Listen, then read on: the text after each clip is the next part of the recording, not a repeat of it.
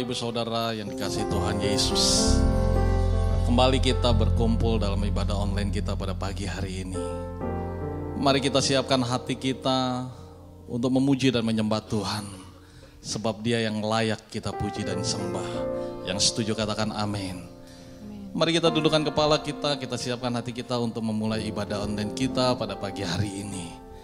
Bapa di surga, terima kasih, kami bersyukur buat pagi hari ini Tuhan.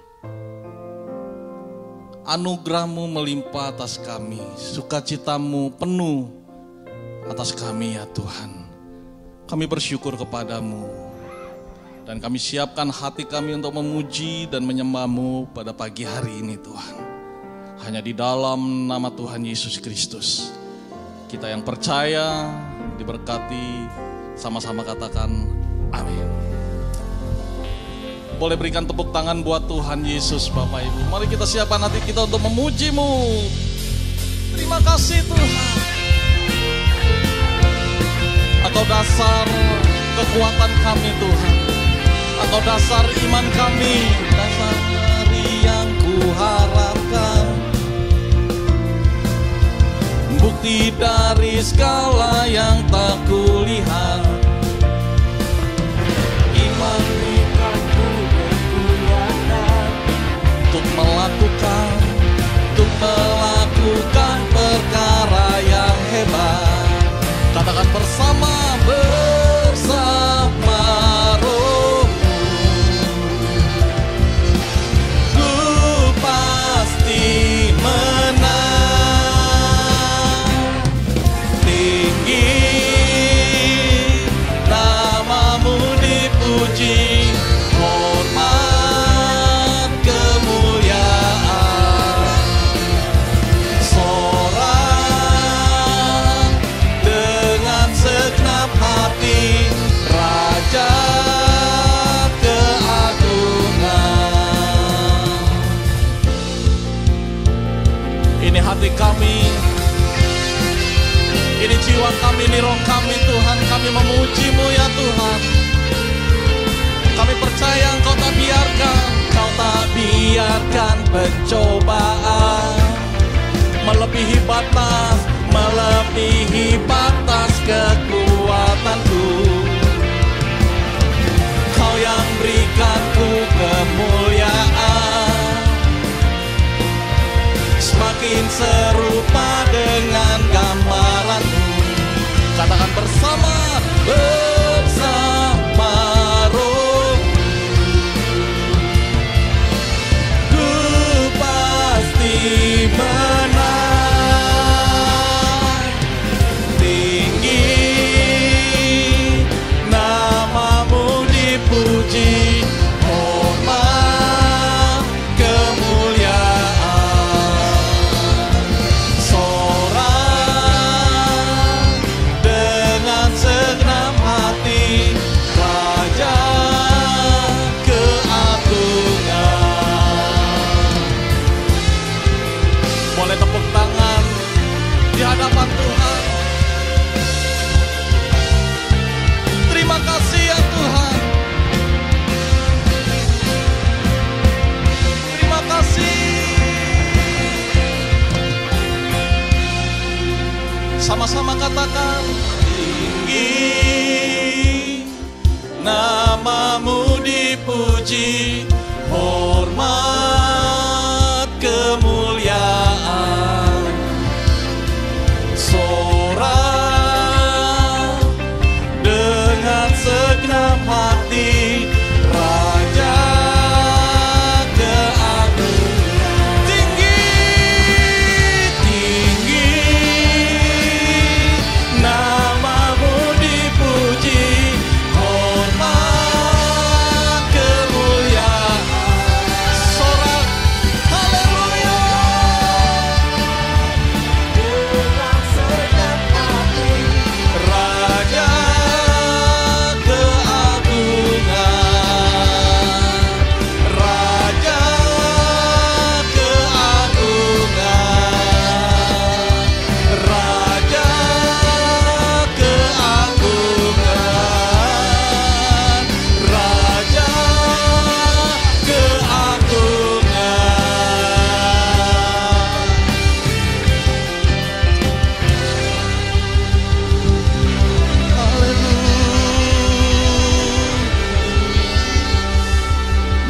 sembah Tuhan Yesus. Kita siapkan lebih lagi hati kami, hati kita untuk menyembah Tuhan, masuk dalam hadirat Tuhan pada pagi hari ini.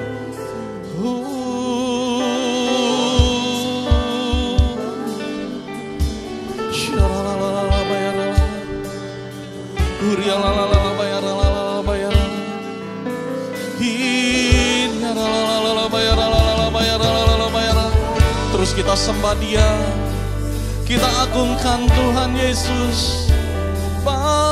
Dia Bapa, Bapa yang baik. Sembah Tuhan Yesus, sembah Raja mulia, sembah Dia.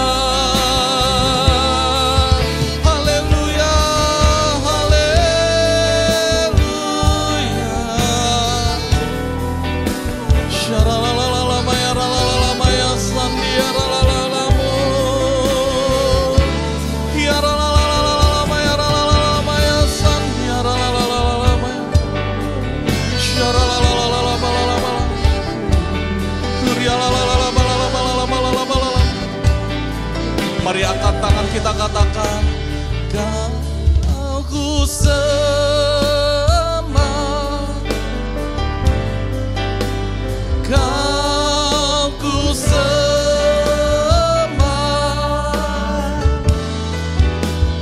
Kau ku sembah, oh Tuhan,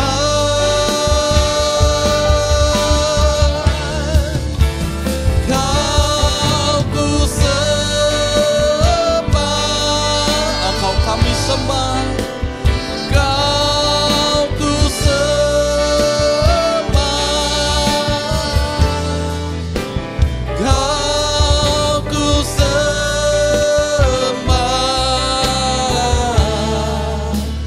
oh Tuhan. Mari datang dengan segenap hati, sebab Kau Tuhan yang Maha Tinggi. Kau dimuliakan atas segalanya,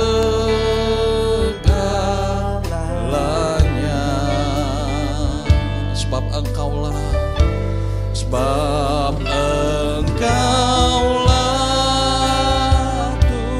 Tuhan yang Maha Tinggi.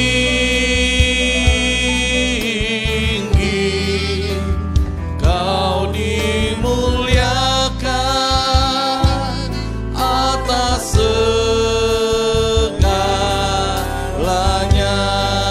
Kau ku sembah, Kau ku sembah, Kau ku sembah,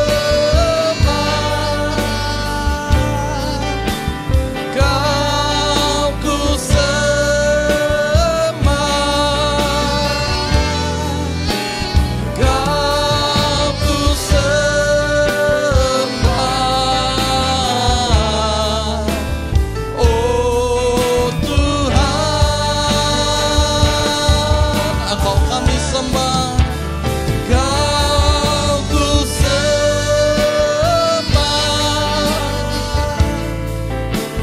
Kau ku sembah,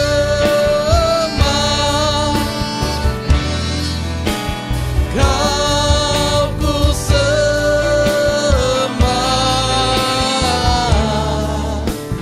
oh Tuhan. Kau ku sembah, Kau ku sembah, Kau ku sembah,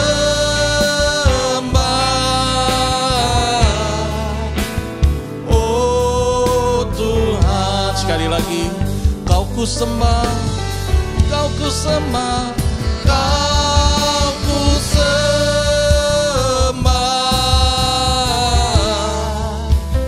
oh Tuhan. sekali lagi sembah Tuhan Yesus.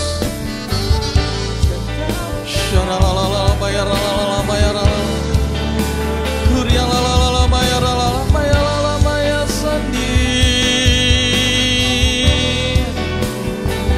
Hurialala bayar sandayarala bayarala bayar sandi. Hurialala bayarala.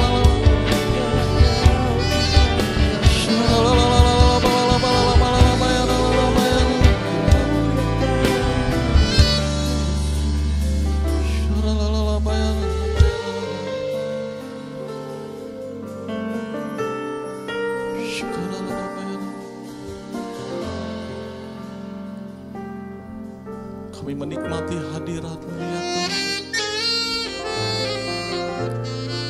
Kami menikmati hadirat-Mu pagi hari ini ya Tuhan. Kami percaya anugerah kasih-Mu melimpah atas kami ya Tuhan.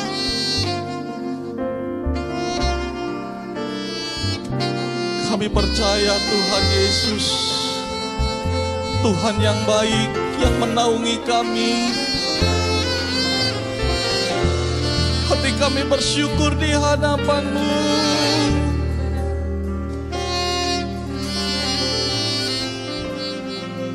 Yesus,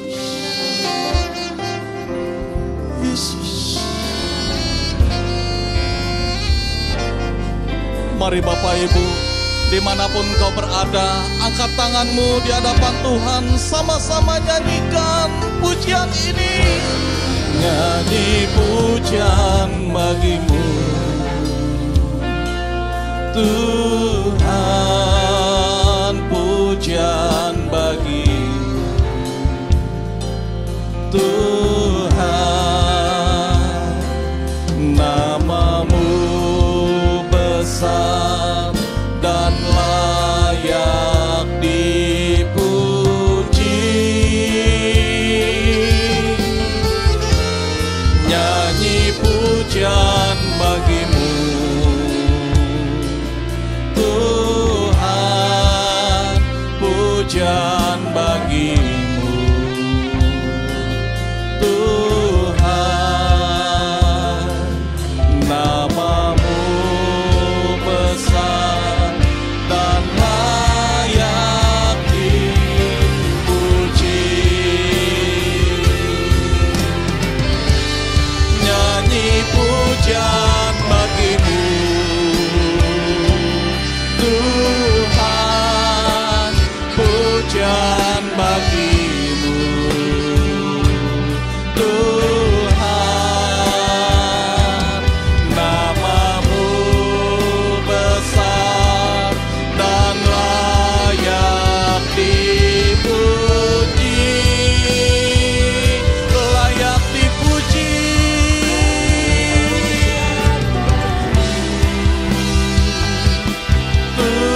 Tuhan, pujian bagi-Mu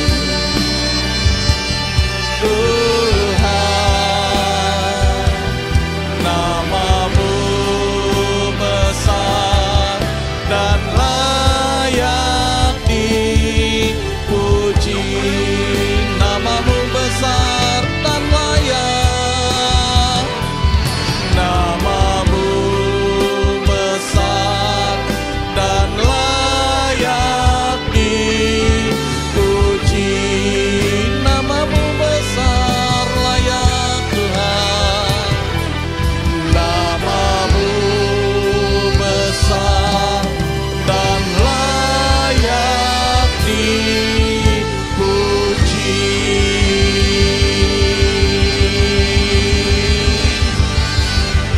Haleluya, haleluya.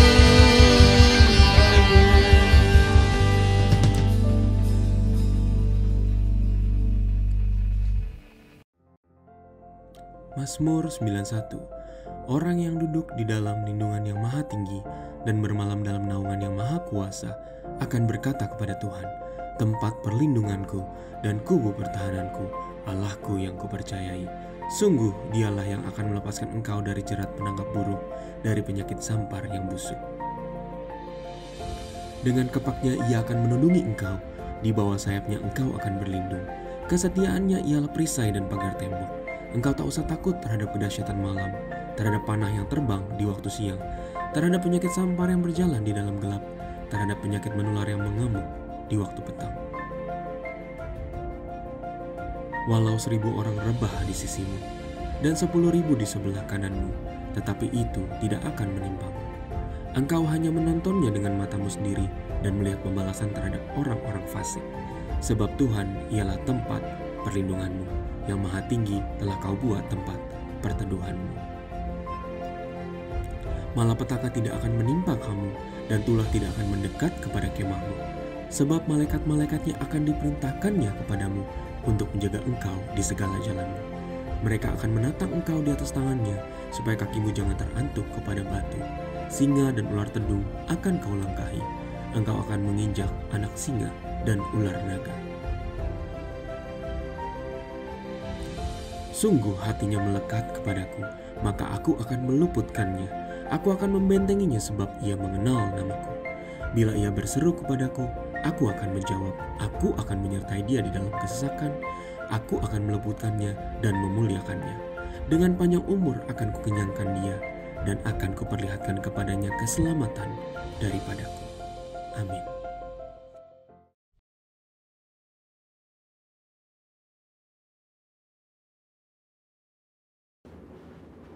Shalom saudara, pada Voice Adventakos hari ini kita akan melanjutkan pembahasan mengenai Gender Identity Challenge dan LGBTQ bagian yang kedua. Saudara, kita semua harus mengerti bahwa gender identity itu berpengaruh pada perilaku seksual dalam hal ketertarikan fisik dan hasrat seksual seseorang. Maka dari itu kita semua harus mengerti bahwa gender identity seseorang harus benar terlebih dahulu, baru kita bisa membahas mengenai ketertarikan fisik dan hasrat seksual seseorang, termasuk yang menyimpang seperti LGBTQ. Agar saudara lebih mengerti, ada perbedaan antara ketertarikan fisik dengan hasrat seksual. Ketertarikan fisik merupakan perasaan ketertarikan kepada seseorang karena faktor biologis atau secara fisik seperti penampilan, wajah, bentuk tubuh, suara, bau tubuh, tatapan, dan sebagainya yang bisa terjadi sesaat atau untuk waktu yang lama. Tapi yang saudara harus ketahui bahwa tidak selalu objek yang membuat ia tertarik selalu lawan jenis. Contohnya, ada seorang anak cowok yang ngefans banget sama boyband K-pop karena suara dan performa panggungnya. Sedangkan hasrat seksual adalah tindakan untuk merealisasikan ketertarikan fisik, baik itu bisa di dalam pikiran atau secara fisik berhubungan seksual. Ini merupakan suatu pilihan mau dilakukan atau tidak. Hasrat seksual yang sah hanya dapat dilakukan antara laki-laki dan perempuan yang sudah menikah. Dari sini kita bisa melihat bahwa gender identity merupakan kunci sebelum memasuki tahapan ketertarikan fisik dan hasrat seksual. Jika gender identity-nya sudah terjadi penyimpangan, maka secara otomatis ketertarikan fisik dan hasrat seksualnya terjadi penyimpangan. Jika ketertarikan fisiknya sudah benar sesuai organ reproduksi seksualnya, maka untuk merealisasikan hasrat seksualnya pun harus benar, yaitu hanya boleh dalam pernikahan. Sampai di sini terlihat sekali bahwa hasrat seksual LGBTQ, baik yang dituangkan dalam bentuk hubungan fisik maupun pikiran seperti fantasi dan juga semua hasrat seksual kaum heteroseksual yang terjadi di luar pernikahan, semuanya adalah salah dan merupakan dosa. Maka dari itu dalam Imamat 18 dan 20 ayat ke-10 sampai ke-21 jelas melarang segala perzinahan dan percabulan, ketertarikan fisik yang tidak wajar, dan pelaksanaan hasrat seksual yang menyimpang kepada orang tua, saudara kandung, saudara tiri, sepupu, sanak saudara, dan bahkan kepada binatang. Lebih lagi Tuhan Yesus dalam Matius 5 ayat ke-27 sampai 30 menegaskan bahwa jika seseorang memiliki hasrat seksual di dalam hatinya meskipun belum direalisasikan dalam tindakan fisik, hal tersebut juga adalah dosa. Nah, sampai di sini mungkin saudara bertanya, bagaimana langkah pemulihan bagi mereka yang mengalami Gender Identity Challenge dan LGBTQ? Ternyata langkah pemulihannya sama dengan semua yang jatuh dalam dosa, yaitu bertobat, berbalik dari dosa, dan datang kepada Tuhan Yesus untuk pengampunan dosa serta memberi diri untuk bertumbuh ke arah Dia. Dan juga dalam hal hasrat seksual, orang-orang percaya dipanggil untuk menyalipkan segala keinginan daging yang berdosa serta mengendalikannya sebagai bagian dari disiplin rohani. Maka dari itu yang paling terpenting ialah bagaimana langkah kita sebagai anak mudanya Tuhan dalam menanggapi LGBTQ ini. Saudara bisa melakukan 3M. M yang pertama adalah mengasihi. Saudara pasti sudah sangat mengerti bahwa kita dipanggil untuk mengasihi sesama, namun mengasihi bukan berarti berkompromi terhadap kebenaran firman Tuhan. Karena tindakan untuk membenarkan perilaku penyimpangan seksual bukanlah tindakan kasih, melainkan tindakan menghancurkan. Untuk itu, GBI sendiri telah memandang disorientasi seksual kaum LGBTQ adalah dosa. Namun, GBI meyakini bahwa kuasa Yesus dan pekerjaan Roh Kudus mampu mengubahkan orang berdosa. Jadi, wujud kasih kita yang benar kepada kaum homoseksual bukan memandang perilaku itu benar berdasarkan hak asasi manusia, namun justru menolong mereka keluar dari perbuatan dosa itu sesuai 1 Korintus 6 ayat yang ke-9 sampai ke-11. Selain itu, gereja atau kita sebagai orang percaya dapat menjadi wadah dan sarana yang positif dalam melahirkan pertumbuhan iman dan penguatan nilai-nilai rohani yang baru. M yang kedua adalah membantu. Gereja atau orang percaya dipanggil untuk membantu dengan memberikan pengajaran-pengajaran yang benar mengenai gender identity, batasan ketertarikan fisik dan hasrat seksual, sehingga orang-orang yang bergumul dapat kembali pada gambaran rupa dan gambar Allah sebagaimana Allah menciptakan manusia pada awalnya. Dan M yang ketiga adalah mengingatkan. Sebagai komunitas orang percaya, saudara juga dapat saling mengingatkan bahwa perjalanan hidup orang Kristen adalah mencapai keserupaan dengan Kristus. Yang berarti bahwa proses pengudusan hidup tidak akan pernah berhenti di sepanjang kita hidup di dunia ini. Meskipun ada pilihan berbuat dosa, namun kita memilih untuk menghindari dosa tersebut. Kesimpulannya, Tuhan membenci serta menganggap dosa semua perbuatan zina, cabul, penyimpangan seksual, dan siapapun yang tidak dapat mengontrol hasrat seksualnya. Sebagai komunitas orang percaya, kita tidak dapat terhindar dari orang yang memilih hidup dalam penyimpangan seksual, namun respon dan sikap kita adalah tetap mengasihi mereka, membantu mereka untuk mengendalikan perilaku seksual mereka, serta mengingatkan bahwa perjalanan hidup setiap orang percaya adalah ke arah Kristus. Saudara, untuk penjelasan lengkapnya dari tim teologi kami, silakan cek link yang ada di atas atau scan QR Code yang tersedia. Salam integritas, Tuhan Yesus memberkati.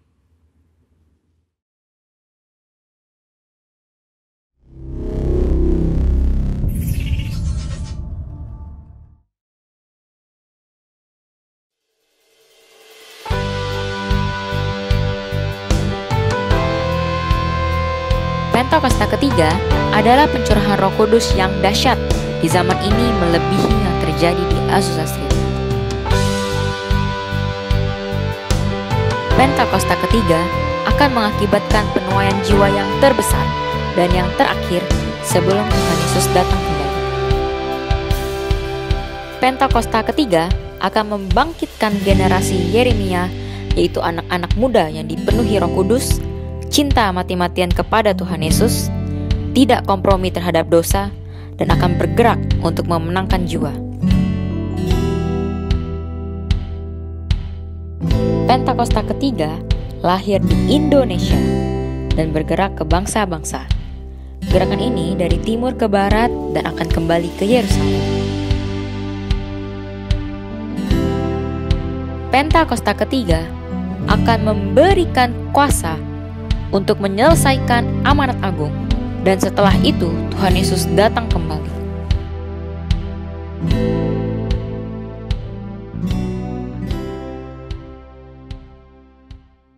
Shalom Bapak Ibu, puji Tuhan kalau kita bisa kembali lagi bersama-sama ibadah secara online.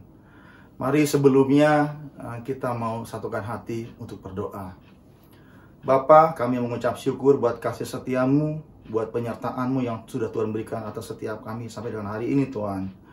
Sementara kami mendengarkan firman-Mu Tuhan, berikan kami hati yang lembut Tuhan, sehingga setiap firman yang kami dengar boleh bertemu dan berakar dalam hidup setiap kami umat-Mu.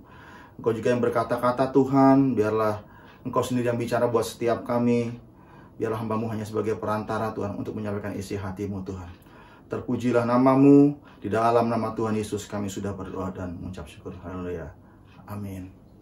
Shalom, sekali lagi puji Tuhan untuk Jemaat GBI Green Garden.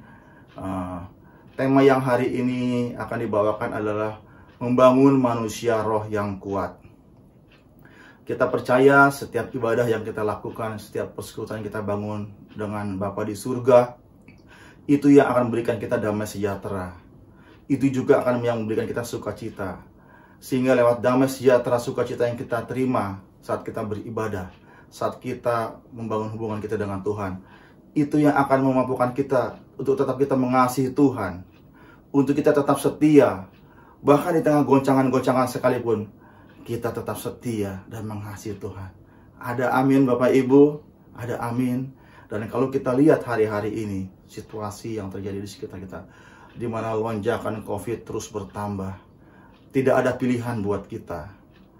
Mungkin secara fisik, kita bisa mengikuti apa yang dianjurkan secara oleh pemerintah, yaitu memakai masker, menjaga jarak, mencuci tangan, menghindari kerumunan, dan mengurangi mobilitas. Tetapi secara rohani, Tuhan juga menghendaki kita terus mendekatkan diri kepada Dia. Supaya apa? Supaya kita diluputkan dari pandemi ini. Ada perlindungan Tuhan, ada benteng Tuhan yang meluputkan kita dari semuanya itu. Ada amin Bapak Ibu. Dan biarlah lewat kita banyak orang yang hari-hari ini dikuatkan. Karena sampai dengan hari ini, karena pandemi ini banyak orang yang alami ketakutan. Tapi kita percaya waktu perkataan kita yang kita ucapkan menjadi berkat, perkataan yang membangun, perkataan yang menguatkan, perkataan kata-kata iman yang keluar dari mulut kita. Tanpa kita sadari, ketika kita terus ucapkan terhadap orang-orang yang ada di sekitar kita sedang mematahkan roh ketakutan yang selama ini sudah mengikat orang-orang yang ada di sekitar kita. Di tengah-tengah keluarga kita mungkin. Ayo, perkatakan hal-hal yang demikian. Bahkan Tuhan juga menghendaki kita bukan hanya memberikan kata-kata iman, kata-kata yang membangun. Tuhan juga menghendaki kita terus membangun manusia rohani kita. Sehingga manusia rohani kita dari hari ke hari semakin bertumbuh, semakin kuat. Sehingga kita tetap bisa melakukan, Tuhan mampukan kita untuk kita selalu hidup benar di hadapan Tuhan. Sekalipun godaan, gangguan, mungkin tetap ada atas diri kita. Tapi sekali lagi Tuhan akan mampukan kita tetap melakukan hal-hal yang baik, hal-hal yang benar di hadapannya. Pertanyaannya, bagaimana caranya kita membangun manusia rohani kita? Yang pertama adalah mendekatkan diri kita kepada Tuhan. Kita lihat ayatnya di dalam 1 Korintus 6 ayat yang ke-17. Demikian firman Tuhan. Tetapi siapa yang mengikatkan dirinya kepada Tuhan, menjadi satu roh dengan Dia. Jadi, ketika kita mengikatkan diri kita dengan Tuhan, kita sesungguhnya menjadi satu roh dengan Dia.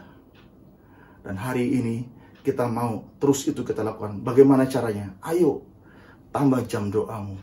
Tambah persekutuan pribadimu dengan Tuhan. Dimanapun kita berada, ketika kita ada kesempatan, naikkan doa, naikkan pujian penyembahan kepada Dia. Ucapan syukur, deklarasikan firman Tuhan secara terus-menerus. Tanpa kita sadari ketika kita lakukan semuanya, kita sedang membangun manusia roh kita. Kita sedang mengikatkan diri kita dengan Tuhan. Kita sedang tinggal di dalamnya. Dan apa yang terjadi ketika kita lakukan hal demikian? Bukan hanya keselamatan, bukan hanya pengampunan dosa yang kita terima, tetapi sukacita, damai sejahtera dari Bapa di surga, kekuatan, itu pasti kita terima. Bahkan mujizat Tuhan, pemulihan, kesembuhan, itu pun pasti kita terima. Saya mau katakan bahwa hari-hari ini kita butuh kekuatan daripada Tuhan. Di dalam Filipi 4 ayat 13 dikatakan bahwa segala perkara dapat kutanggung di dalam Dia yang memberikan kekuatan kepadaku. Jadi saya mau katakan, apapun yang menjadi pergumulan kita hari-hari ini, kesulitan apapun hari-hari ini kita hadapi, kita percaya tidak ada pergumulan, tidak ada kesulitan yang tidak bisa kita selesaikan.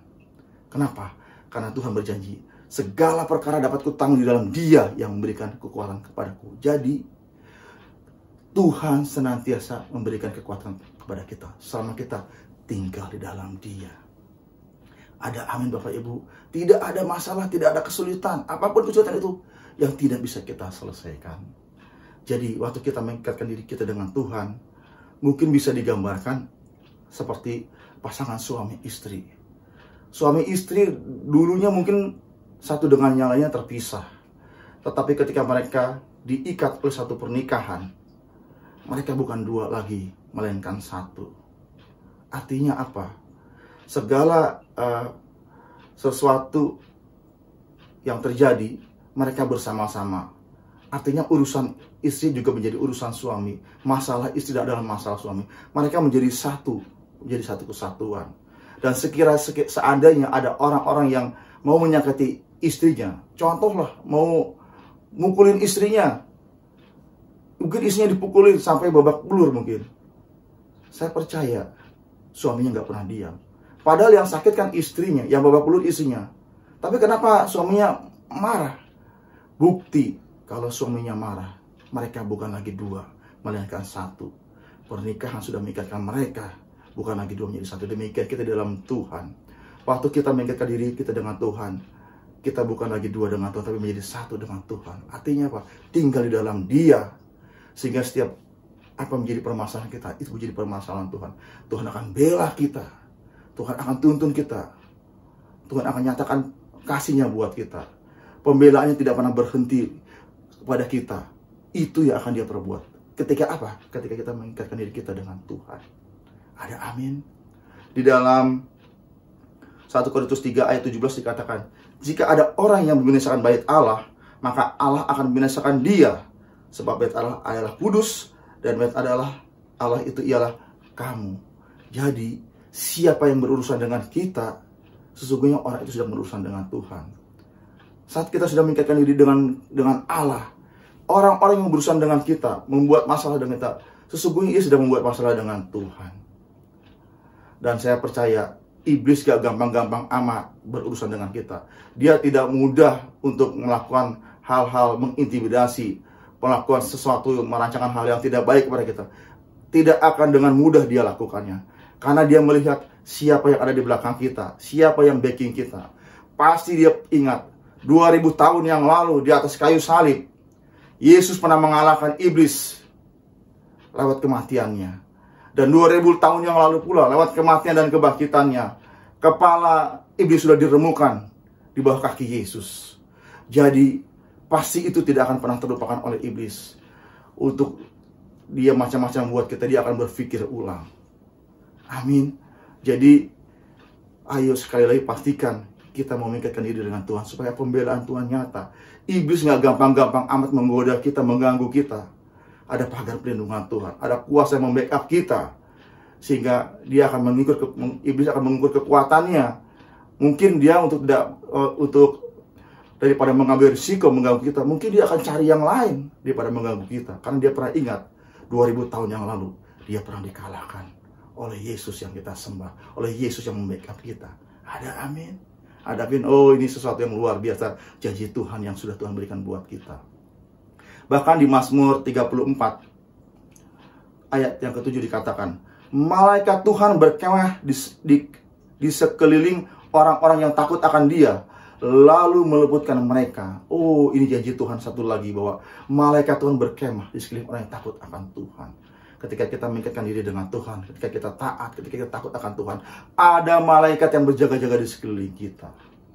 Dan seandainya, mungkin karena fokus malaikat Tuhan, banyak yang hari-hari ini berdoa dan fokusnya mungkin mulai berubah, sehingga ada celah, sehingga diizinkan virus itu masuk ke dalam tubuh kita, nempel di dalam diri kita. Saya mau katakan, virus itu nggak akan lama tinggal di dalam tubuh kita. Sebentar dia akan pergi. Dia hanya numpang lewat. Kenapa saya katakan seperti itu? Karena habitat daripada virus itu bukan di tubuh kita, tapi di tempat lain. Tubuh kita adalah tempat kediaman Tuhan, di mana Tuhan sendiri yang bersemayam di dalam tubuh kita. Itu janji Tuhan. Jadi seandainya ada pun masuk ke dalam diri kita pun virus itu, gak akan bertahan lama, dia akan pergi. Ada amin. Dan kita percaya, saudara-saudara kita, rekan-rekan kita yang hari ini mungkin sedang terkena COVID, segera akan dilepaskan dari semuanya itu. Kenapa? Ketika kita mengikatkan diri kepada Tuhan, ketika kita melekat kepada Tuhan, maka janji Tuhan pasti akan kita terima. Kita lihat di dalam Mazmur 91 ayat yang ketiga dikatakan, sungguh Dialah yang akan melepaskan engkau dari jerat perangkap burung, dari penyakit sampar yang busuk. Jadi ini janji Tuhan. Ketika kita melekat kepada Tuhan, Tuhan akan lepaskan kita dari jerat perangkap burung dan penyakit sampar yang busuk. Jerat perangkap burung bicara jebakan-jebakan, rancangan-rancangan si jahat. Tuhan akan lepaskan. Bahkan ketika kita sakit oleh virus COVID ini, Tuhan sendiri akan lepaskan kita. Tuhan akan bebaskan kita. Tuhan akan sembuhkan kita. Kenapa hal ini terjadi? Di ayat 14 dikatakan demikian firman Tuhan. Sungguh hatinya melekat kepadaku, maka aku akan meluputkannya. Aku akan membentenginya, sebab ia mengenal namaku. Oh, ini janji Tuhan. Selama kita melekat kepada Tuhan, Tuhan berjanji, Tuhan akan membentengi kita, dan Tuhan akan meluputkan kita, dan Tuhan akan melepaskan kita. Ada amin. ada pemulihan, ada kesembuhan yang kita semua akan alami. Seandainya kita hari ini sakit karena COVID, Tuhan sendiri akan melepaskannya. Tuhan sendiri akan membebaskannya. Amin Bapak Ibu. Amin. Haleluya, haleluya. Haleluya. Jadi pastikan hari-hari ini kita melekat kepada Tuhan. Dan saya mau katakan sekali lagi bahwa kekuatan kita sebagai orang percaya itu bukan terletak dalam fisik kita, tapi di dalam roh kita. Kita bisa melihat cerita Simson. Nanti kita bisa baca di dalam Hakim-Hakim 13 sampai dengan 16 bagaimana kuasa Tuhan bekerja atas Simson. Simson adalah nazirnya Tuhan, orang yang dipisahkan untuk tujuan penyelamatan. Itu yang Tuhan rancangkan buat untuk bangsa Israel. Jadi kenapa Tuhan mengutus Simson kepada bangsa Israel? Karena pada saat itu bangsa Israel ada dalam penindasan orang-orang Filistin. Jadi Tuhan mau membebaskan bangsa Israel dari penindasan orang-orang Filistin dengan mengutus Simson. Dan Simson itu dibekali oleh Tuhan dengan kekuatan yang luar biasa. Kekuatan yang dimiliki oleh Simson itu tidak dimiliki oleh orang-orang. Bahkan sampai hari ini pun kekuatan Simson itu tidak pernah ada. Dan itu hanya dimiliki oleh Simson. Pertanyaan, kekuatannya seperti apa? Di Alkitab mencatat bahwa kekuatan yang dimiliki oleh Simson. Simson bisa mengalahkan singa dengan tangan kosong. Simson bisa menangkap 300 anjing hutan dengan tangannya. Simson bisa mengangkat pintu gerbang kota dan meletakkannya di puncak gunung. Bahkan Simson bisa mengalahkan 3.000 orang Filistin hanya dengan menggunakan tulang rahang keledai. Jadi kekuatan yang dimiliki oleh Simson itu luar biasa. Tetapi sayang, kekuatan fisiknya tidak disertai dengan kekuatan rohnya. Fisik Simson boleh kuat, tetapi rohnya lemah. Sehingga Simson jatuh dalam pelukan seorang wanita dan dia berbuat dosa. Dan pada akhir hidupnya, Simson harus menderita, di mana dia dicungkil matanya, dipermalukan. Tetapi menjelang kematiannya, Simson berdoa sekali lagi kepada Tuhan untuk diberikan kekuatan. Dan kekuatan yang ia terima itu Tuhan berikan. Dan pada saat itu Simson meninggal bersama dengan 3.000 orang Filistin. Fisik yang boleh kuat, tetapi rohnya lemah. Dan akhir hidupnya Simson harus mati bersama-sama dengan 3.000 orang Filistin. Tetapi bandingkan Simson dengan Yusuf. Yusuf tidak memiliki kekuatan seperti Simson. Yusuf, Alkitab mencatat, tidak ada catatan bahwa Yusuf memiliki kekuatan yang luar biasa. Tetapi Yusuf mempunyai roh yang kuat. Pertama, ketika ia diperlakukan tidak adil oleh saudara-saudaranya, dia tidak membalas. Dia tidak bersungut-sungut. Bahkan ketika dia melakukan hal yang baik, yang benar di hadapan Tuhan, ketika dia menghindari untuk melakukan hal-hal yang terlarang dengan istri Potifar, Yusuf tidak melakukannya. Tapi apa yang dia terima? Dia harus masuk penjara. Sekali lagi, Yusuf tidak memprotes kepada Tuhan. Bahkan ketika Yusuf punya kesempatan, ketika Tuhan angkat Yusuf, promosikan Yusuf, sehingga Yusuf menjadi orang-orang yang berkuasa di Mesir, orang-orang yang berpengaruh di Mesir. Yusuf punya kesempatan untuk membalaskan sakit hati kepada saudaranya. Seandainya dia mau melakukan itu bisa, karena dia orang yang berkuasa. Sekali lagi, Yusuf tidak lakukan itu semua. Yang pertama, diperlakukan tidak adil. Yusuf tidak bersungut-sungut. Ketika masuk penjara padahal dia melakukan hal yang benar di hadapan Tuhan, Yusuf pun tidak protes. Dan ketiga, ketika dia punya kesempatan untuk membalaskan sakit hati kepada saudaranya, dia pun tidak melakukannya. Oh, ini sesuatu yang luar biasa. Apakah benar Yusuf tidak melakukan itu semua? Kita lihat ayatnya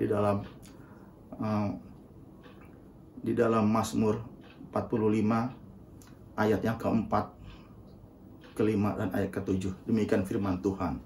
Lalu kata Yusuf kepada saudara-saudaranya, marilah dekat-dekat. Maka mendekatlah mereka. Katanya lagi, akulah Yusuf, saudaramu yang kamu jual ke Mesir. Ayat 5. Tetapi sekarang janganlah bersusah hati dan janganlah menyesali diri karena kamu menjual aku ke sini, sebab untuk memelihara kehidupanlah Allah menyuruh aku mendahului kamu. Jadi Yusuf tidak marah dan tertulis di sini. Padahal Yusuf bisa marah sama saudara-saudaranya, punya kesempatan untuk membalas dendam, tapi Yusuf tidak lakukan. Apa Yusuf lakukan? Dia panggil saudara-saudaranya, mari mendekat kepadaku. Akulah Yusuf yang kamu jual ke Mesir. Bahkan Yusuf berkata, jangan bersusah hati, jangan menyesali diri, karena sudah menjual Yusuf ke Mesir. Bahkan di ayat 7 dikatakan bahwa Tuhan yang menyuruh aku mendahului kamu untuk menjamin kelanjutan keturunanmu di bumi ini. Jadi Yusuf melihat bahwa segala peristiwa yang terjadi dari mulai dia dimasukkan ke dalam sumur, dijual ke Mesir, difitnah, masuk penjara, itu adalah rancangan Tuhan, itu adalah rencana Tuhan. Itu yang dimiliki oleh Yusuf, sehingga Yusuf nggak pernah bersungut-sungut, Yusuf nggak pernah dendam, Yusuf nggak pernah protes sama Tuhan, karena ia melihat segala peristiwa yang terjadi bukan menurut kacamata sebagai manusia, tetapi menurut kacamata Tuhan, menurut pandangan Tuhan. Ia melihat segala peristiwa itu. Jadi ketika kita memiliki roh yang kuat, kita nggak mudah sakit hati, kita nggak mudah protes sama Tuhan, kita nggak mudah dendam sama orang. Ketika apa? Ketika roh kita terbangun dengan kuat di hadapan Tuhan. Ada amin, ada amin. Jadi Yusuf melihat segala sesuatu bukan dari sisi manusia, tapi sisinya Tuhan. Memandang bukan seperti manusia memandang, tetapi memandang seperti Tuhan memandang. Oh, ini sesuatu yang luar biasa. Kenapa semua ini bisa terjadi? Karena Yusuf mendekatkan diri kepada Tuhan, sehingga Tuhan menyertai dimanapun Yusuf berada. Ada amin. Dan ini penggenapan daripada apa yang ditulis dalam Roma 8 ayat 28, bahwa Tuhan turut bekerja dalam segala sesuatu untuk mendatangkan kebaikan bagi setiap mereka yang mengasihi Dia dan terpanggil sesuai dengan rencana Tuhan. Dan ayat ini tergenapi dalam kehidupan Yusuf. Tuhan turut bekerja untuk mendatangkan kebaikan. Harusnya banyak orang Israel binasa, orang Israel dan orang Mesir binasa pada saat itu. Tapi oleh karena mimpi Yusuf, sehingga Yusuf bisa mengumpulkan gandum banyak di Mesir, sehingga ketika musim kelaparan tiba, semuanya tidak kelaparan. Bahkan Yusuf bisa memelihara saudara-saudaranya dan keturunannya. Oh, ini sesuatu yang luar biasa. Hikmat yang Tuhan berikan kepada Yusuf untuk mengerti akan hal ini semua. Bisa terjadi. Nggak ada cara lain, yaitu membangun manusia rohani kita. Ada amin. Ada amin, Bapak Ibu. Jadi yang pertama adalah mengikatkan diri kita kepada Tuhan. Dan yang kedua, setelah kita mengikatkan diri kita kepada Tuhan, menjaga level keterhubungan yang kita dengan Tuhan, yang selama ini sudah kita bangun. Jadi poin kedua adalah menjaga level keterhubungan kita dengan Tuhan, menjaga level kepenuhan roh yang selama ini kita bangun dengan Tuhan. Kita jaga. Ada amin. Jadi kita satu dengan yang lain, mungkin dengan saudara-saudara yang lainnya, pengenalan kita akan dengan Tuhan itu berbeda-beda. Ada yang baru kenal setahun, 5 tahun, 10 tahun percaya kepada Tuhan. Ada yang 20 tahun, 30 tahun, 40 tahun, mungkin bahkan ada yang dari sejak lahir kita mengenal Tuhan. Tetapi saya percaya berjalannya waktu ketika kita mengenal Tuhan, ada level kepenuhan yang sudah kita miliki. Dan itu kita bangun itu bukan dengan waktu yang cepat, bukan dengan waktu yang singkat. Ada proses waktu yang panjang yang harus kita lewati, sehingga kita mencapai level kepenuhan yang selama ini sudah kita bangun. Jangan sampai level kepenuhan roh yang selama ini sudah kita bangun itu gara-gara permasalahan ada, kita anjlok, kita turun lagi ke level terendah. Jangan sampai itu terjadi. Seandainya hari ini ada level kepenuhan roh yang selama ini sudah kita bangun, ada dalam satu titik tertentu, pastikan ketika ada masalah yang datang kepada kita, kita bertahan di dalam titik itu. Dan ketika masalah itu selesai, kita bangkit lagi, naik level rohani kita. Dan ketika ada masalah lagi datang, pergumulan datang, kita berhenti di titik di situ. Dan begitu masalah selesai, kita naik lagi. Dan seterusnya, seperti itu. Sehingga level rohani kita itu perlahan tapi naik. Seperti anak tangga, selevel demi selevel kita terus naik. Bukan ketika kita ada masalah kita turun roh kita. Begitu masalah selesai kita naik lagi. Begitu ada masalah turun lagi. Justru level rohani kita akan seperti ini grafiknya. Turun, naik, turun, naik. Dan yang Tuhan mau adalah kita naik. Di dalam Amsal 4 ayat ke-18 dikatakan bahwa tetapi jalan orang benar itu seperti cahaya fajar yang kian bertambah terang sampai rembang tengah hari. Ini janji Tuhan. Jalan orang benar itu seperti cahaya fajar, kian lemah, kian terang, sampai rembang tengah hari. Jadi selalu ada progres, perubahan ke arah yang lebih baik. Dan saya percaya, ketika manusia rohani kita berubah ke arah yang lebih baik, itu akan berimbas kepada hal jasmani. Damai sejahtera kita pun akan semakin bertambah. Sukacita kita pun akan semakin bertambah. Bahkan hal-hal yang lain Tuhan sanggup tambahkan pula. Ada amin Bapak Ibu, ada amin. Itu janji Tuhan dalam hidup kita. Kalau sampai lapor rohani kita anjlok, kita harus mengulanginya lagi. Dan itu butuh waktu yang lama. Mungkin ada pertanyaan bertanya seperti ini. Kalau seandainya saya udah ada dalam titik terendah dan sulit untuk bangkit, bagaimana caranya? Mungkin ada pertanyaan seperti itu. Saya mau katakan, ketika engkau sudah alami kebangkitan, mungkin itu ada tuduhan-tuduhan dari si iblis, mungkin dari diri kita sendiri. Kita dianggap tidak layak. Kita menganggap bahwa tuduhan itu datang daripada Tuhan. Sekali lagi, Tuhan gak pernah menuduh kita. Seandainya ada tuduhan-tuduhan seperti itu bahwa engkau tidak layak, gak perlu hidup suci di hadapan Tuhan, itu datangnya bukan dari Tuhan, itu dari iblis atau dari diri kita sendiri. Itu butuh intimidasi. Karena apa? Tuhan gak pernah menuduh kita. Karena dengan menuduh kita, itu sedang menggagalkan rencana sendiri. Dan itu tidak mungkin Tuhan lakukan. Pasti itu datang daripada si jahat. Supaya apa? Supaya kita terpisah dengan Tuhan. Supaya kita terus alami keterpurukan dalam hidup ini. Itu yang iblis lakukan. Seandainya hari-hari ini kita sedang alami hal-hal demikian, sulit untuk bangkit, ayo beranikan diri masuk dalam hadirat Tuhan. Minta ampun kepada Tuhan, berdoa, merendahkan hati. Maka saya yakin bahwa Tuhan akan pulihkan kita, sehingga kita bisa kembali lagi bangkit di hadapan Tuhan. Ada amin? Masih ingat cerita tentang wanita yang berbuat zina? Saat itu orang-orang Farisi, ahli-ahli Taurat, kedapatan menangkap seorang yang sedang berbuat zina, dan mereka menyerahkan kepada Yesus. Yesus sedang berada di bait Allah pada saat itu. Dan ahli Taurat dan orang-orang Farisi berkata bahwa menurut hukum Musa, wanita ini harus dilempari dengan batu. Tetapi apa yang dikatakan Yesus kepada mereka semua? Yesus berkata, sekiranya ada di antara kalian tidak berbuat dosa, silahkan lempari yang pertama wanita ini dengan batu. Pertanyaannya, apakah ahli-ahli Taurat, apakah orang-orang Farisi pada saat itu melempari wanita ini dengan batu? Alkitab mencatat satu persatu ahli Taurat pergi, orang Farisi pergi. Tinggallah wanita ini dengan Yesus. Dan seharusnya Yesus yang berhak melempari wanita ini dengan batu. Kenapa? Karena di antara orang yang pada saat itu ada, hanya Yesus yang tidak berbuat dosa. Di dalam Ibrani 4 ayat ke-15 dikatakan, sebab imam besar yang kita punya bukanlah imam besar yang tidak dapat merasakan kelemahan-kelemahan kita. Sebaliknya, sama dengan kita, ia telah dicobai, hanya tidak berbuat dosa. Tolong garis bawahi, hanya tidak berbuat dosa. Jadi Yesus tidak berbuat dosa, dan Yesus punya hak untuk melempari perempuan ini dengan batu. Pertanyaannya, apakah Yesus melempari perempuan ini dengan batu? Tidak. Jadi itulah Tuhan yang kita sembah. Kasihnya luar biasa. Sekalipun dia punya hak untuk menghukum kita, dia lebih memilih mengampuni kita dibanding menghukum kita. Oh, ini luar biasa. Kita mengucap syukur punya Tuhan yang baik.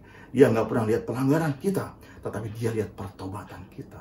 Sekalipun dia punya hak buat menghukum kita, tetapi dia lebih pilih mengampuni kita dibanding menghukum kita. Oh, ini sesuatu yang luar biasa. Amin Bapak Ibu, amin. Itu Tuhan yang kita sembah. Jadi saya mau katakan sekali lagi, jangan pernah meragukan kebaikan Tuhan. Dia adalah Allah yang setia.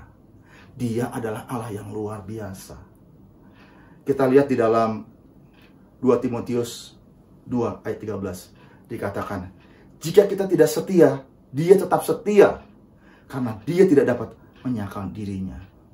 Ini janji Tuhan. Terkadang kita nggak setia di hadapan Tuhan. Tapi firman Tuhan mengatakan, sekalipun kita nggak setia, dia tetap Allah yang setia buat kita. Kenapa? Karena dia nggak bisa menyangkal dirinya bahwa dia Allah penuh kasih. Dia mati, dia bangkit, menyediakan tempat buat kita. Bahkan dia memberikan roh penolong buat kita, untuk mengajar kita, menegur kita, bahkan mengingatkan apa yang pernah dia firman ke dalam hidup kita.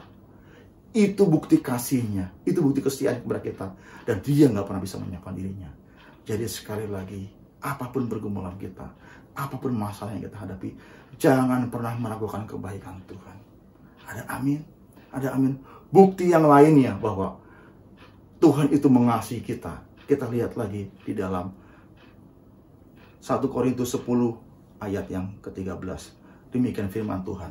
Pencobaan-pencobaan yang kamu alami ialah pencobaan-pencobaan biasa yang tidak melebihi kekuatan manusia. Sebab Allah setia, dan karena itu Ia tidak akan membiarkan kamu dicobai melampaui kekuatanmu. Pada waktu kamu dicobai, Ia akan memberikan kepadamu jalan keluar sehingga kamu dapat menanggungnya. Oh, luar biasa. Ini janji Tuhan. Ini bukti kesetiaan Tuhan kepada kita. Oh, pencobaan-pencobaan yang kita alami itu tidak akan melampaui kekuatan kita. Saya mau katakan bahwa sebenarnya Tuhan nggak pernah mencobai kita. Di dalam Yakobus 1 ayat 14 dikatakan, tetapi tiap-tiap orang dicobai oleh keinginannya sendiri, karena ia diseret dan dipikat olehnya. Jadi terkadang hal-hal yang kurang baik yang hari ini kita alami, itu adalah sebenarnya konsekuensi yang kita lakukan dari masa lalu kita. Konsekuensi dari perbuatan kita masa lalu, dan hari ini adalah hasilnya. Konsekuensi dari kekeliruan kita, kesembronoan kita di masa lalu, hari ini adalah hasil. Seandainya ada hal-hal yang buruk yang terjadi dalam hidup kita, saya mau katakan, Tuhan gak pernah mencobai kita, dicobai oleh keinginan kita sendiri. Mungkin kita ambil analogi seperti ini. Setiap kita mungkin suka makan pedas, makan cabai. Kalau makan nggak ada pedas, rasanya mungkin kurang enak, kurang nafsu. Kadang-kadang kita kurang kontrol makan pedas. Kita makan banyak-banyak. Akhirnya apa? Sakit perut. Begitu kita ke rumah sakit, dicek, ternyata lambung kita ada luka. Gara-gara kita terlalu banyak makan pedas. Kita harus dirawat sekian lama di rumah sakit. Ada biaya yang harus kita keluarkan. Bahkan kita nggak bisa bekerja, kita nggak bisa menghasilkan sesuatu, sehingga keadaan kita jadi terpuruk ekonomi kita karena ada biaya yang harus kita keluarkan. Tetapi saya mau katakan, sekalipun kita harus mengeluarkan biaya yang harus kita keluarkan, di sana Tuhan terus bekerja. Tuhan pun menolong kita untuk kita terus alami kesembuhan. Sehingga dikatakan bahwa itu semua tidak pernah melampaui kekuatan kita. Pencobaan itu nggak pernah melampaui kekuatan kita. Ada amin. Tuhan tetap tolong kita, sekalipun itu efek konsekuensi daripada apa yang harus kita terima. Tetapi kekuatan yang kita terima daripada Tuhan itu jauh melebihi konsekuensi yang harus kita terima, sehingga kita dimampukan untuk bisa melewatinya. Bahkan Tuhan berjanji, Tuhan akan berikan kepada kita jalan keluar. Tuhan akan memberikan kita solusi. Jadi pintu jalan keluar itu Tuhan berikan buat kita. Bukan hanya kita diberikan kekuatan, tapi Tuhan juga berikan kita jalan keluar. Oh, ini sungguh janji Tuhan yang luar biasa. Jadi jalan keluar sudah Tuhan sediakan buat kita ketika kita mengalami hal-hal yang kurang baik menurut pandangan kita. Saya mau katakan, cepat lambatnya jalan keluar yang kita terima, itu bukan ditentukan oleh Tuhan lagi, tapi itu semua ditentukan oleh diri kita. Semakin kita meresponi firman Tuhan dengan benar, semakin kita taat kepada Tuhan, maka semakin cepat jalan keluar akan kita temukan. Tetapi semakin kita mengandalkan kekuatan kita sendiri, semakin kita mengandalkan kepandaian kita, jabatan kita, atau yang lainnya, semakin kita sulit untuk menemukan jalan keluar. Mungkin sekalipun mendapatkan butuh proses waktu yang lama. Dan hal ini pernah dialami oleh bangsa Israel ketika dia keluar daripada Mesir. Dia harus berputar-putar selama 40 tahun. Sebenarnya nggak harus selama itu mereka berputar-putar di padang gurun. Ada waktu yang lebih cepat seandainya ia tidak tegar tengkuk, ia tidak maunya sendiri. Jadi waktu kita melembutkan hati kita, mau meresponi setiap firman yang kita dengar, kita terima, kita mau taat, berjalan dalam ketaatan, maka jalan keluar yang sudah Tuhan sediakan segera akan kita temukan. Ada amin. Jadi hari ini apa yang sedang kita alami? Mungkin kita sedang alami kesulitan ekonomi, finansial, atau apapun, sakit.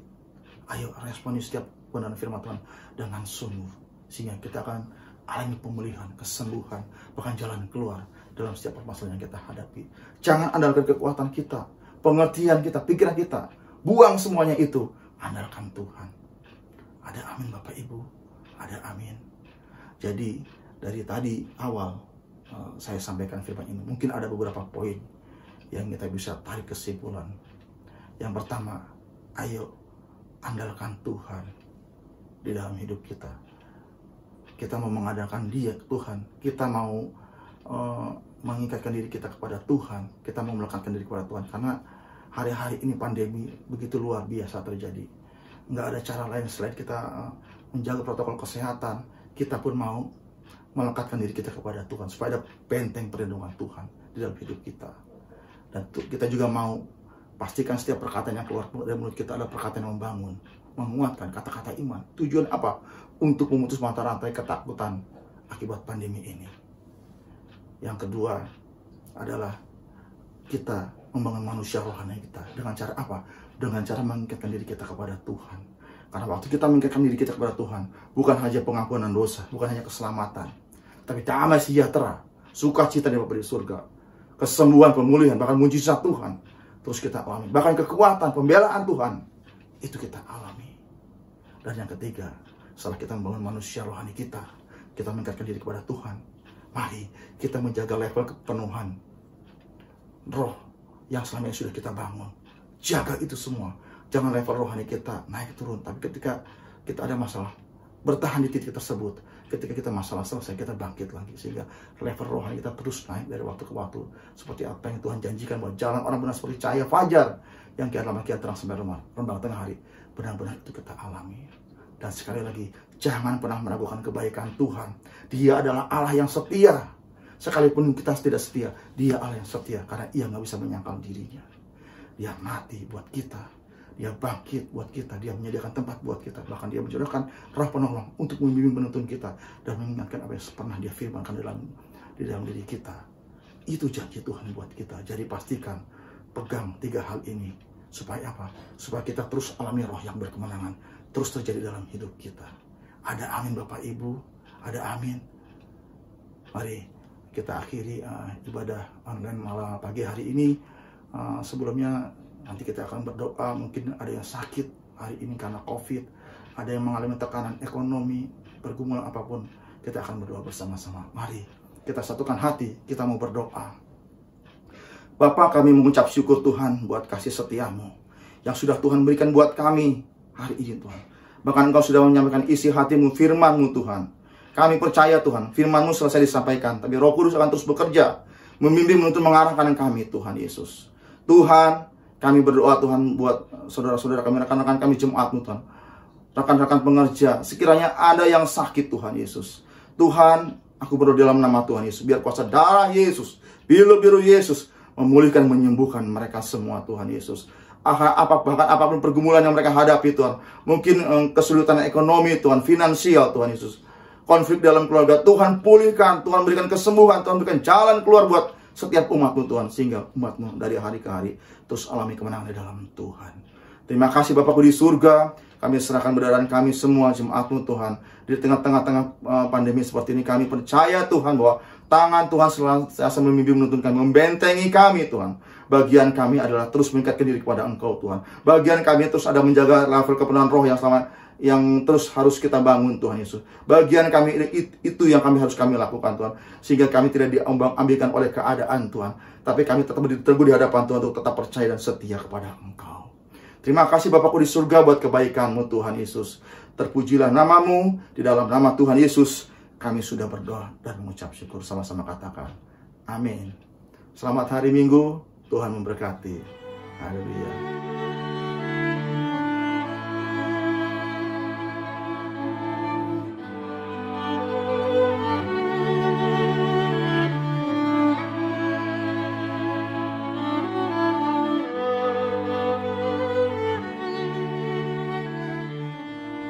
Mari Bapak Ibu, kita akan masuk ke doa syafaat kita. Mari kita tundukkan kepala, kita berdoa bersama. Bapa kami di surga, terima kasih atas kasih karunia-Mu yang besar dalam kehidupan kami. Terima kasih atas kesempatan yang Tuhan berikan dalam kehidupan kami.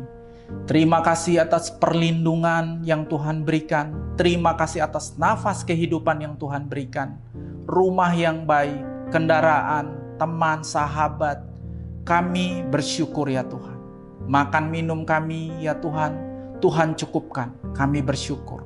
Bapa, ajarkan kami ya Tuhan, terus berpegang kepada Engkau, percaya kepada Engkau, bahwa kasih karunia-Mu tidak berkesudahan, dan kami disediakan tempat yang kekal di dalam rumah-Mu yang kekal ya Bapa. Kami bersyukur, berterima kasih. Biarlah selama hidup kami di bumi ini ya Tuhan, kami tetap membaca firman-Mu, percaya kepada firman-Mu, dipimpin oleh Roh-Mu yang kudus ya Bapa. Bapa, kami serahkan seluruh kehidupan kami, jemaat kami, GBI Green Garden, mulai dari gembala kami ya Tuhan, Pak Freddy Halim, para pengerja, para jemaat. Tuhan berkati, Tuhan kuduskan kami. Kami percaya Tuhan, kami tidak akan pernah mampu ya Tuhan, berjalan sendiri tanpa kasih karunia Tuhan. Kami juga tak lupa ya Tuhan berdoa bagi gembala rohani kami Pak Niko beserta keempat wakil. Dalam kondisi-kondisi seperti ini ya Tuhan, kuatkan mereka, berkati mereka beserta keluarga besar mereka ya Tuhan. Segala sesuatu yang mereka butuhkan ya Tuhan untuk mengorganisasi, mimpin ya Tuhan GBI ya Tuhan Gatot Subroto, Tuhan berikan kekuatan, hikmat, marifat bagi mereka. Kami tak lupa juga ya Tuhan berdoa bagi bangsa kami, bangsa Indonesia pada masa-masa COVID ini ya Tuhan. Kekuatan kami hanya daripada Tuhan. Kami memberkati Presiden kami Pak Jokowi, Pak Maruf Amin sebagai wakil, para menteri, para anggota DPR, MPR, sampai kepada para wali kota, bupati, gubernur ya Tuhan, sampai kepada kepala suku, sampai kepada kepala keluarga. Tuhan berkati kami. Seluruh kehidupan bangsa kami serahkan ke dalam tangan-Mu. Biarlah damai sejahtera sukacita Tuhan memimpin. Jauhkan daripada yang jahat, jauhkan daripada rancangan jahat, rancangan-rancangan yang tidak mendatangkan damai sejahtera sukacita. Berkati semua sektor ya Tuhan Yesus di dalam kehidupan bernegara kami. Kami bersyukur ya Tuhan, Engkau dahsyat bagi Indonesia. Engkau memberkati kami dengan dahsyat. Biarlah gereja-Mu ya Tuhan menjadi ya Tuhan terang. Biarlah gereja-Mu menjadi teladan. Biarlah gereja-Mu ya Tuhan Yesus menjadi ya Tuhan Yesus penghiburan dalam kondisi seperti ini ya Bapa. Berkati hamba-hamba-Mu ya Bapa, baik di pedesaan, baik di pedalaman, di kota ya Tuhan. Mereka semua bekerja di dalam nama-Mu. Kuatkan mereka ya Tuhan, berkati mereka ya Bapa. Juga para jemaat ya Tuhan, di dalam segala kehidupan mereka ya Tuhan. Tuhan tolong mereka, pulihkan, kuatkan, sembuhkan mereka ya Bapa. Kami semua membutuhkan Tuhan pada hari ini. Biarlah damai sejahtera sukacita Tuhan terus ya Tuhan Yesus menaungi kami ya Bapa. Sampai kedatangan Tuhan Yesus yang kedua kali. Kami serahkan doa ini kepadamu ya Bapa. Dan tibalah saatnya kami siap menerima berkat yang daripadamu. Dalam nama Tuhan Yesus kami berdoa. Haleluya. Mari kita akhiri ibadah ini. Kita angkat kedua tangan kita tinggi-tinggi.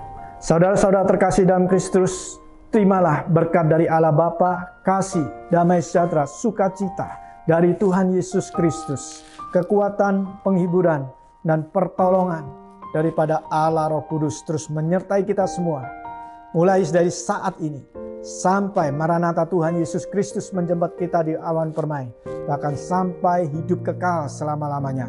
Yang percaya sama-sama katakan, amin. Tuhan Yesus memberkati.